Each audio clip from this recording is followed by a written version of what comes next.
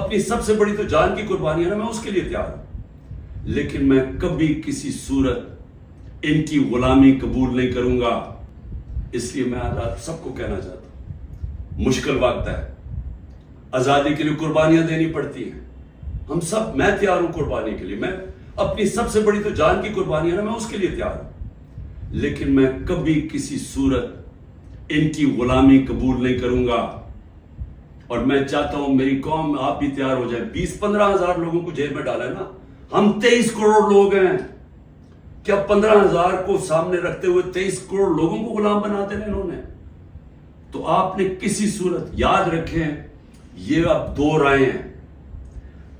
ہم نے اگر اپنے اس وقت اس خوف کے سامنے جھک گئے جو یہ کوشش کر رہے ہیں، یاد رکھیں آپ کی آنے والی نسلیں آپ کو معاف نہیں کریں گی، کیونکہ اس ملک کا پھر کوئی مستقبل نہیں ہوگا۔ جس طرح آج لوگ چھوڑ کے جا رہے ہیں ملک، نا امید ہو کے پروفیشنل جا رہے ہیں، اس طرح جو یہاں رہ جائیں گے وہ ہمیشہ یاد رکھیں کہ ہمارے جو بڑے تھے، اور میرے بھی، ہم جب بڑے ہو رہے تھے وہ بھی کبھی کھڑے نہیں ہوئے اس غلامی کے خلاف، کیونکہ وہ انگریز کی غلامی کے عادی ہوئے تھے۔ تو انگریز آزادی تو ملی نہیں صحیح طور پہ، ہر وقت طاقت کی غلامی کی ہے یہاں اس ملک میں۔ یہ ہے وہ وقت ہم اپنی حقیقی آزادی کے لیے جدوجہد کریں۔ کبھی آپ نے اس سے پیچھے نہیں ہٹنا۔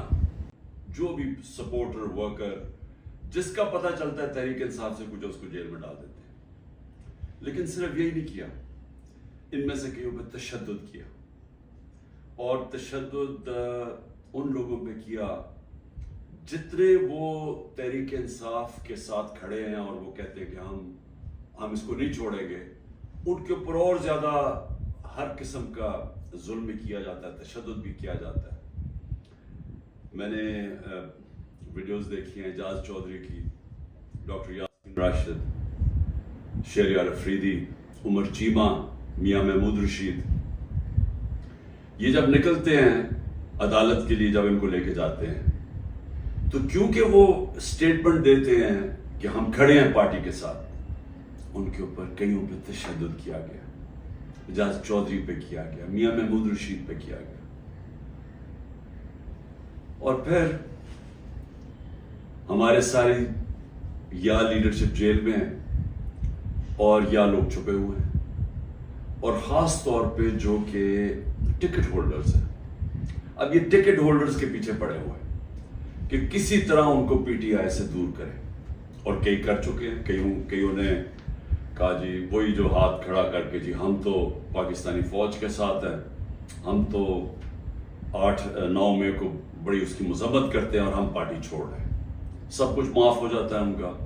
ان میں سے ایسے بھی ہیں جو کہ اب لابی کر رہے ہیں کہ لوگوں کو کسی طرح پی ٹی آئی کے ٹکٹ ہولڈرز کو توڑ کے تو کوئی ایک نیا ڈرامہ بن رہا ہے کنگز پارٹی کا، تو اس طرف لے کے جائیں، تو وہ بھی چل رہی ہے گیم۔ لیکن جو لوگ چھپے ہوئے ہیں، جن کو پھر ان کے گھروں پہ اٹیک ہوتا ہے اور گھر توڑے جاتے ہیں، دریشکس پوری فیملی ہے پولیٹیکل، ان کے انہوں نے جو ان کا فارم ہاؤس ہے وہ توڑ دیا، اور ہمارے عمر یوب کے گھر میں گھس گئے، وہ ابھی عاطف خان ہمارے اس کا اسلام آباد میں گھر ہے، وہاں گھس گئے، ادھر ڈھونڈ رہے ہیں، وہ سارے جو چھپے ہوئے ہیں، نوکروں کو لے جاتے ہیں اٹھا کے، اور پھر رشتہ داروں کے پاس پہنچ جاتے ہیں، خواتین کا دھمکی دیتے ہیں کہ ہم آپ کی عورتوں کو اٹھا لیں گے۔ یعنی اس لیول پہ پہنچ چکے ہیں کہ کبھی بھی کوئی تصور نہیں کر سکتا تھا کہ پاکستان کی سیاست میں ہم اتنا گر جائیں گے کہ یہ کہا جائے گا کہ اچھا ہم تمہاری عورتوں کو، تمہاری بچیوں کو، ہم ان کو نہیں چھوڑیں گے۔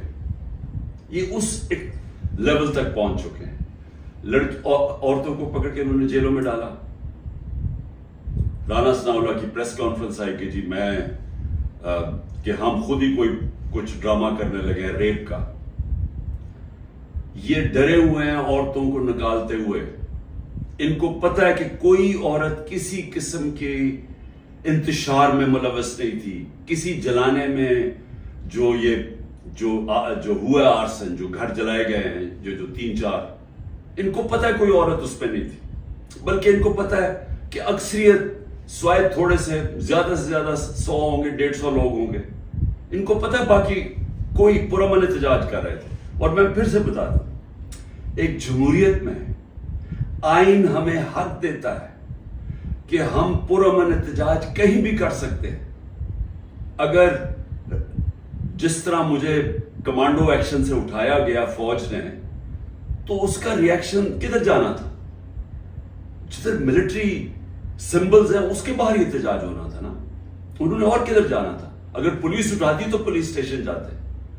تو یہ کہنا کہ جیو فینسنگ کے ہمیں پتا چلا آپ اس وقت وہاں تھے اور ادھر سے اٹھا کے ان کو جیلوں میں ڈالا جا رہا ہے, یعنی ایسا عورتوں کو, یعنی ایسا, میں چھوڑے مسلمان معاشرے میں کبھی کسی اور وہ معاشرے جدھر عورتوں کی اتنی عزت نہیں ہوتی وہاں میں نے یہ کبھی نہیں دیکھا. اور ایک خاتون وکیل, اس کو اٹھا لیا 2 دن پہلے صبح کے 3 بجے اس کے گھر جا کے اس کو اٹھا لیا کہ جیو فینس میں آپ زمان پارک میں اس وقت باندھ تھی, پتا چلا کہ آپ اس ایریا میں تھے. تو یہ کون سا کچھ جرم ہے؟ دیکھیں ابھی بھی مجھے پتا ہے کہ میری سپیریئر جوڈیشری بہت پریشر میں ہے. مجھے پتا ہے کہ ججز کو بھی فون کالز آ رہی ہیں, نامعلوم فون کال کہ ہم یہ کر دیں گے, تمہاری یہ فائل ہے, ہم تمہیں یہ کر دیں گے, تمہارے بچوں کے پہنچ جاتے ہیں. یہ مجھے پتا ہے کہ اس وقت جوڈیشری کے اوپر وہ پریشر ہے جو کبھی پہلے نہیں تھا. اور مجھے یہ بھی پتا ہے کہ سارے ملک کے اداروں کو صرف استعمال کیا جا رہا ہے ایک کام سے, کہ کسی طرح تحریک انصاف کو ختم کیا جائے. ایف آئی اے کا سارے کام ختم ہے. وہ بھول گئے ہیں کہ شہباز شریف نے 16 ارب روپے کا, ایف آئی اے نے اتنا بڑا اوپن اینڈ شٹ اس کا کرپشن کیس پکڑا تھا, مقصود چپراسی والا. ایف آئی اے کو پتا ہے کہ 4 وہ گواہ بھی مر چکے ہیں, سب کو ہارٹ اٹیک ہو گیا. ان کو پتا ہے کہ ان کا ایک بڑا زبردست آفیسر ڈاکٹر رضوان, وہ بھی ہارٹ اٹیک سے مر چکے. لیکن ایف آئی اے کو کوئی اور کام نہیں. تحریک انصاف کے اوپر کیسے کیسز ڈھونڈنے ہیں,